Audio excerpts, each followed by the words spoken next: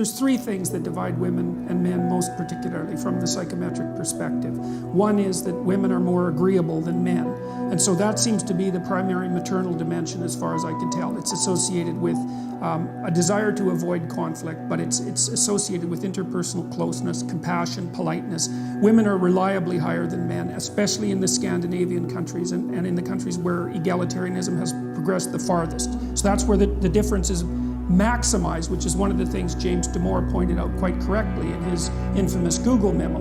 Okay, women are higher in negative emotion, so that's anxiety and emotional pain. That difference is approximately the same size. And again, that maximizes in egalitarian societies, which is extremely interesting. And then the biggest difference is the difference in interest between people and things. And so women are more interested in people and men are more interested in things, which goes along quite nicely with your car anecdote. But the thing about men interacting with men, again, is that it isn't that they respect each other's viewpoints. That's not exactly right. What happens with a man, and I know a lot of men that I would regard as remarkably tough people for one reason or another. And everything you do with them is a form of combat. Like if you want your viewpoint taken seriously, often you have to yell them down, and like they're not going to stop talking unless you start talking over them, you know. And it's not like men are automatically giving respect to other men, because that just doesn't happen. It's that the combat is there and it's expected. And one of the problems, and so this is part of the reason why I think men are bailing out of so much of academia and maybe the academic world in general, and maybe the world in general, is that men actually don't have any idea how to compete with women.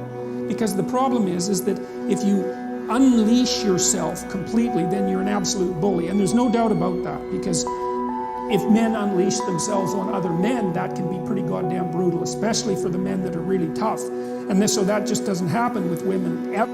But so you can't unleash yourself completely.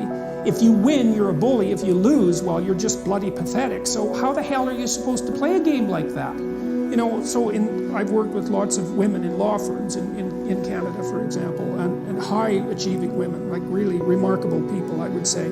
And they're often nonplussed, I would say, by the attitude of the men in the law firm, because they would like to see everyone pulling together because they're all part of the same team. Whereas the men are like at each other's throats in a cooperative way, because they want the law firm to succeed, but they want to be the person who's at the top of the success hierarchy, right? So, and that doesn't jive well with the more competitive or cooperative ethos that's part and parcel of agreeableness. And so we don't really have any idea how to integrate male and female dominance hierarchies. Exactly.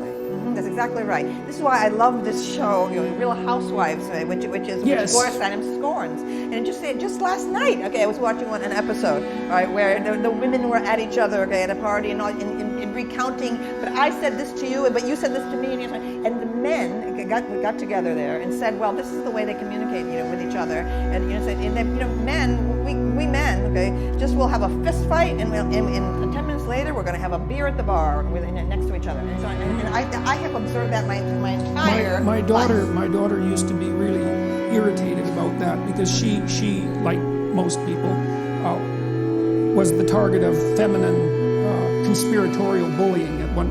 She's no pushover, my daughter, so it wasn't like this was a continual thing or that she didn't know what to do about it. But she had observed these girls conspiring against her and then blackening her name on Facebook, which is part and parcel of the typical female bullying routine, which is often reputation demolition, right? That there's a good literature on that. And then she'd watch what would happen if my brother or my son would have a dispute with his friends, you know, and maybe they were drinking and there was a dispute. They'd have a fight, and then the next day they were friends again. And that's another thing that's strange, is that like men have a way of bringing a conflict to a head and resolving it, right? And that it isn't obvious to me that women have that same, perhaps you might call it a luxury.